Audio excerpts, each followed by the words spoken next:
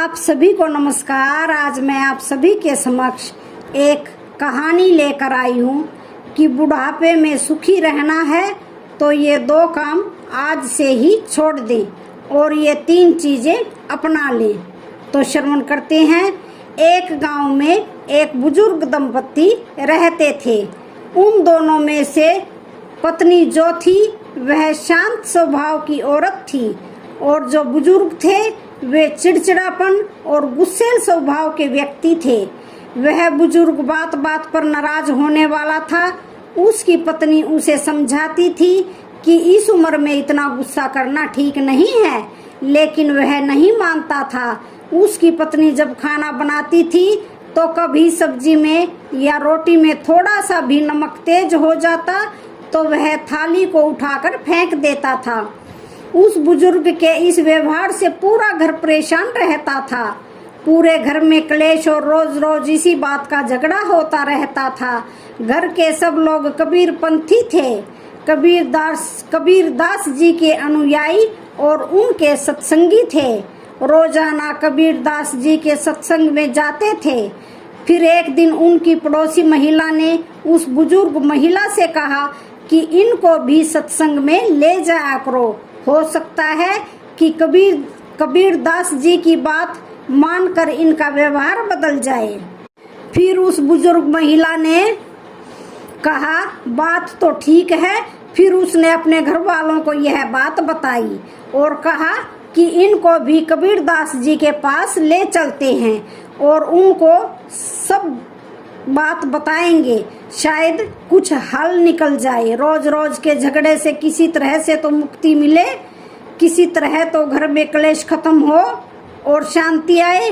फिर एक दिन घर वाले किसी तरह उस बुजुर्ग को मनाकर कबीरदास जी के पास ले गए।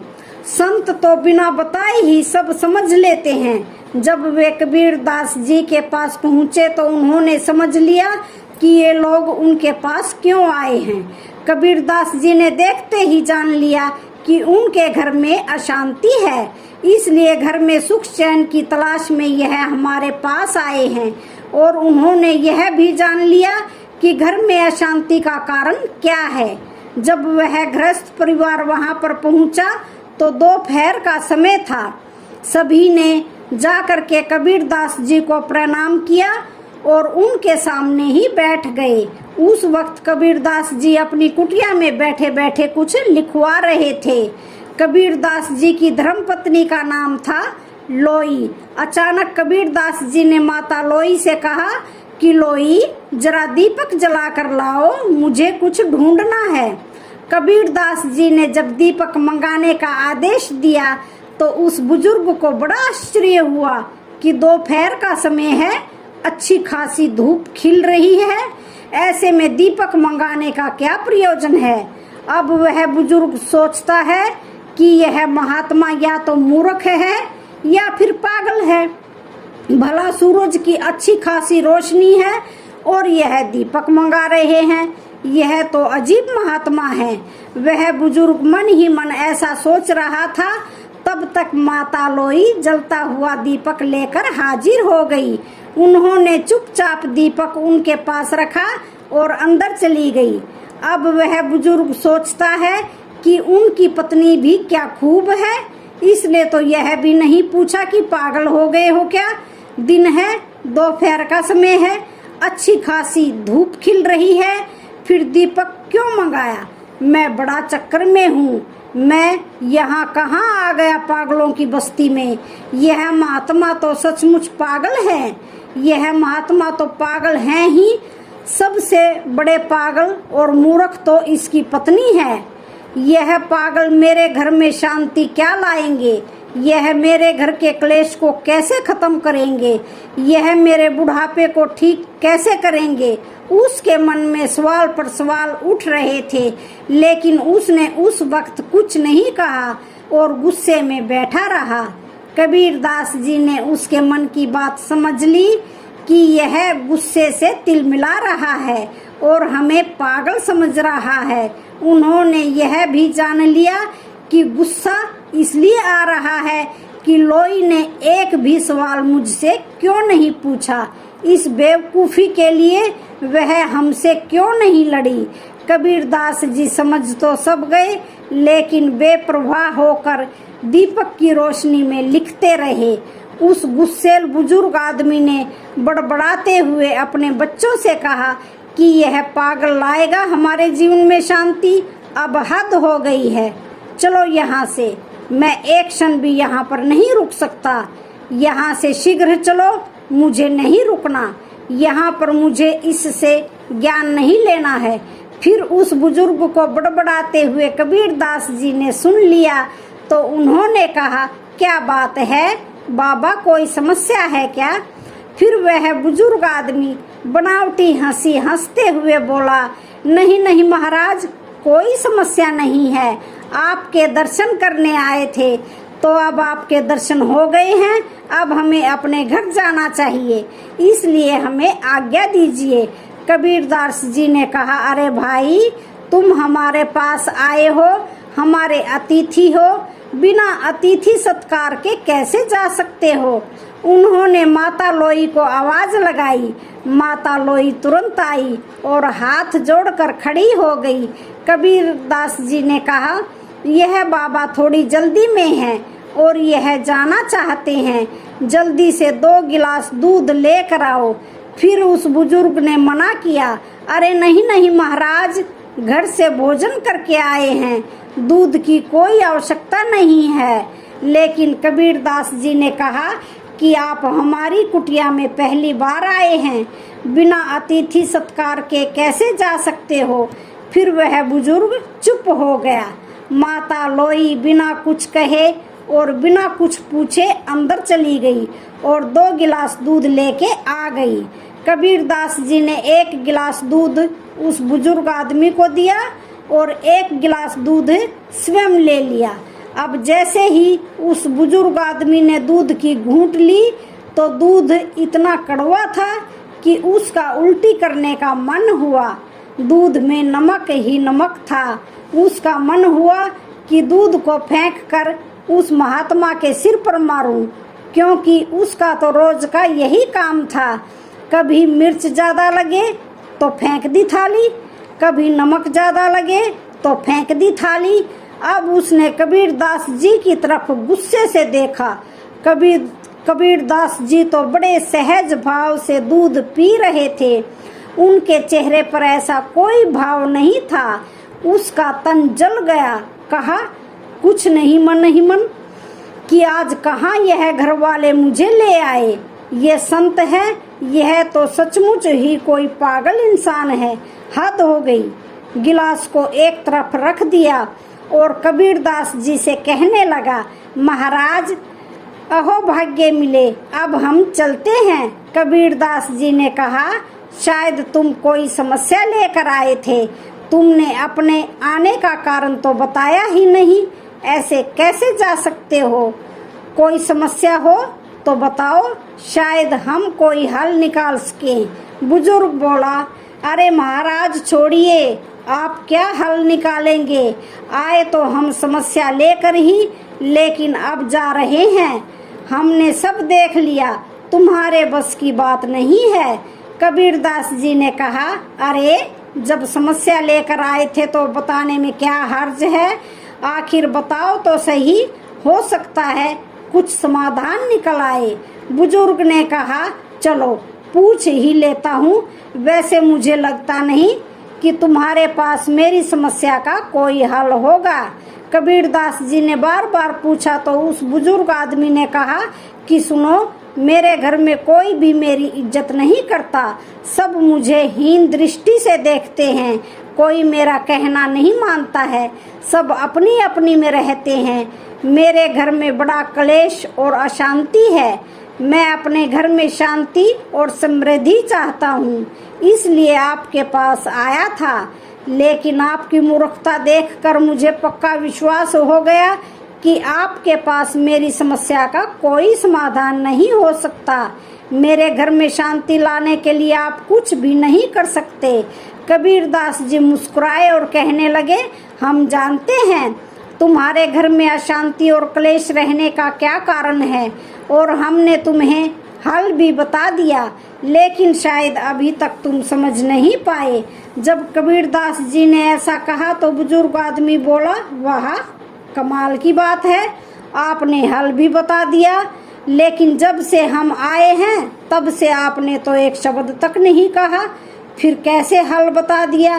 कबीरदास जी ने कहा, सुनो, याद करो, जब तुम आए थे हमने तुम्हारे सामने ही अपनी पत्नी से जलता हुआ दीपक मंगाया था कि नहीं?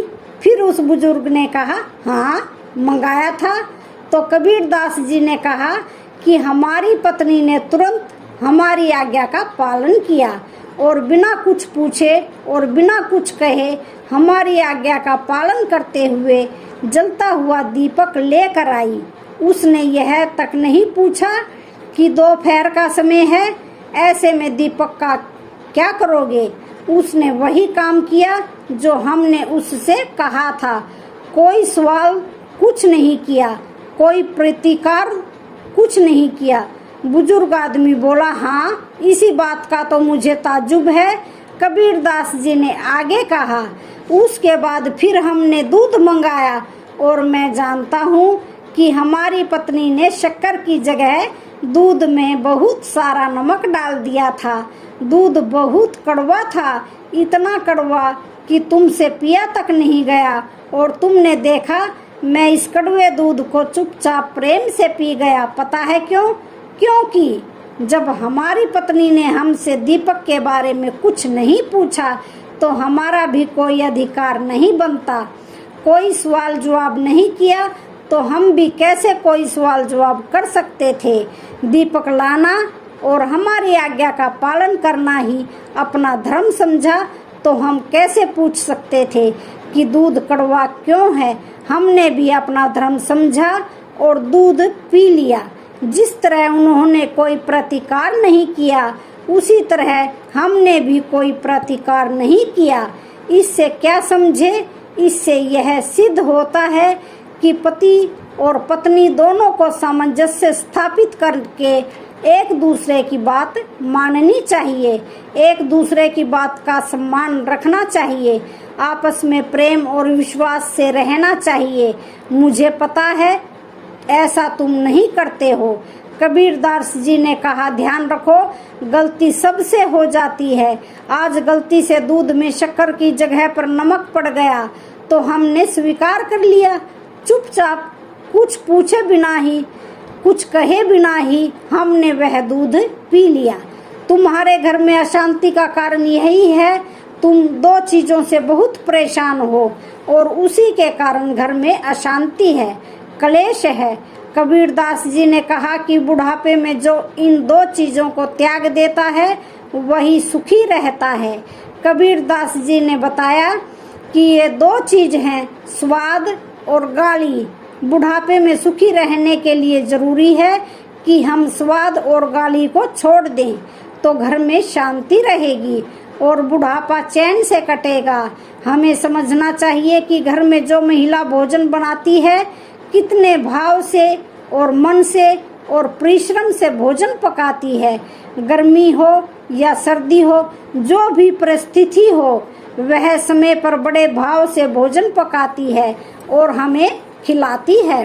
कहते हैं कि राग रसोई पागड़ी कभी कभी बन जाए, कभी गलती से हो सकता है कि नमक ज़्यादा हो जाए, मिर्च ज़्यादा पड़ जाए, तो क्या हमें उस भोजन को, उस अन्न को फेंक देना चाहिए? बिल्कुल नहीं। हमें यह समझना चाहिए कि जिस स्त्री ने, तुम्हारी पत्नी ने या तुम्हारी पुत्र वधू ने इतने परिश्रम और भाव से भोजन बनाया है, तो हमारा धर्म है उसको स्वीकार करें।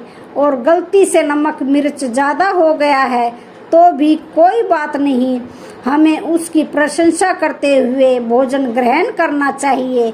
अगर हम ऐसा करते हैं तो दूसरे दिन वह और मन से भोजन बनाएगी, और यदि हम ऐसे में थाली दीवार पर फेंक कर मारते हैं तो सोचो उसके दिल पर क्या बीतती होगी।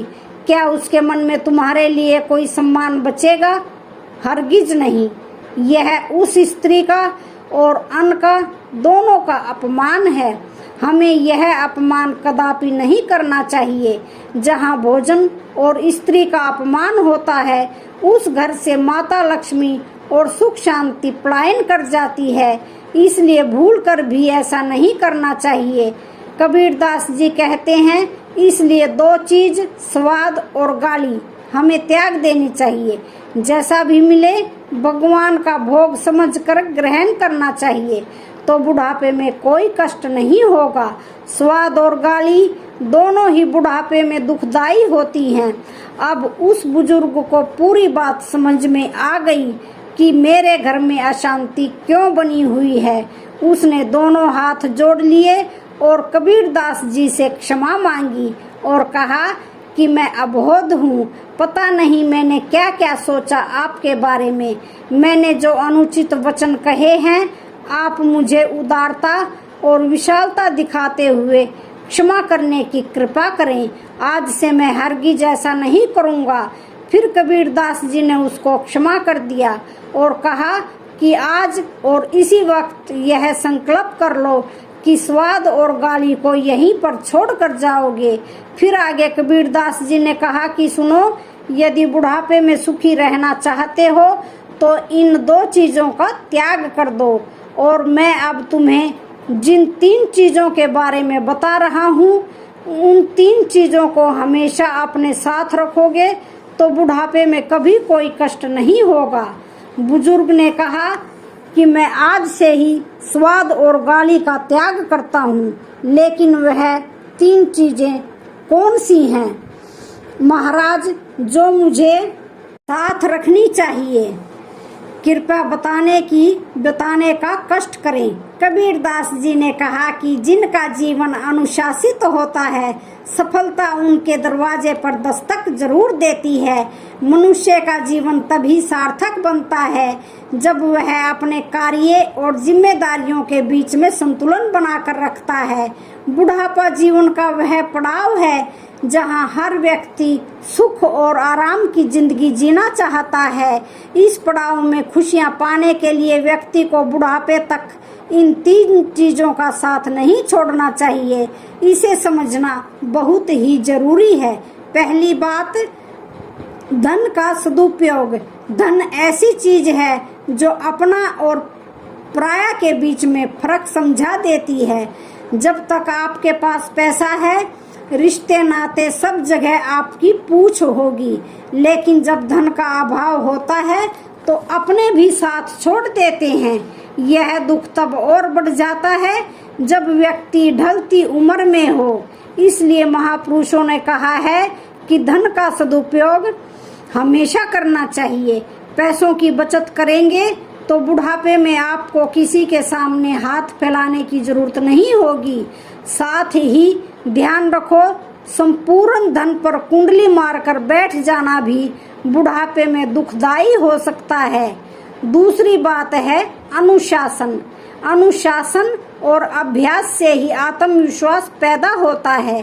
जो लोग अपना हर काम स्वयं करते हैं, अपनी दिनचर्या को अनुशासित ढंग से जीते हैं, उन्हें कभी किसी पर निर्भर नहीं होना पड़ता है और वह अपने हर लक्ष्य को प्राप्त कर ही लेते हैं।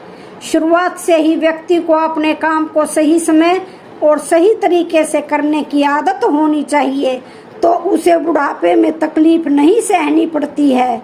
समय पर और ऋतु के अनुसार खान पान, सही समय पर सोना जागना, व्यायाम व हर कार्य निश्चित समय पर करना चाहिए, जो अच्छी सेहत के लिए बहुत जरूरी है। अनुशासन का साथ कभी नहीं छोड़ना चाहिए। कहते हैं, जिनमें अकेले और अनुशासन से चलने के हौसले होते हैं, एक दिन उनके पीछे काफिले होते हैं। तीसरी बात, मददगार। कबीरदास जी कहते हैं, जब व्यक्ति किसी निस्वार्थ भावना से मदद करता है, वह जीवन में कभी उदास और परेशान नहीं रहता है। दान और दया ही सबसे बड़ा धर्म है। आपकी आज की मदद आपके कल को संवारती है। बुढ़ापा सुख और शांति के साथ व्यतीत होता है। मदद के लिए अपने हाथ हमेशा खुले रखने चाहिए। कबीरदास जी की बात सुनकर वह बुजुर्ग बुढ़ापे में सुखी रहने का मूल मंत्र सीख चुका था। उसे बड़ी प्रसन्नता हुई और खुशी खुशी अपने घर पर आ गया। कबीरदास जी की वाणी को उसने अपना आधार बना लिया और थोड़े ही समय के बाद उसके घर में सुख शांति आ गई और बुढ़ापा सुख और चैन से गुजरने लगा। तो आज की वीडियो का यहीं पर समापन होता है। वीडियो अच्छी लगे तो चैनल को लाइक शेयर सब्सक्राइब जरूर करें। धन्यवाद।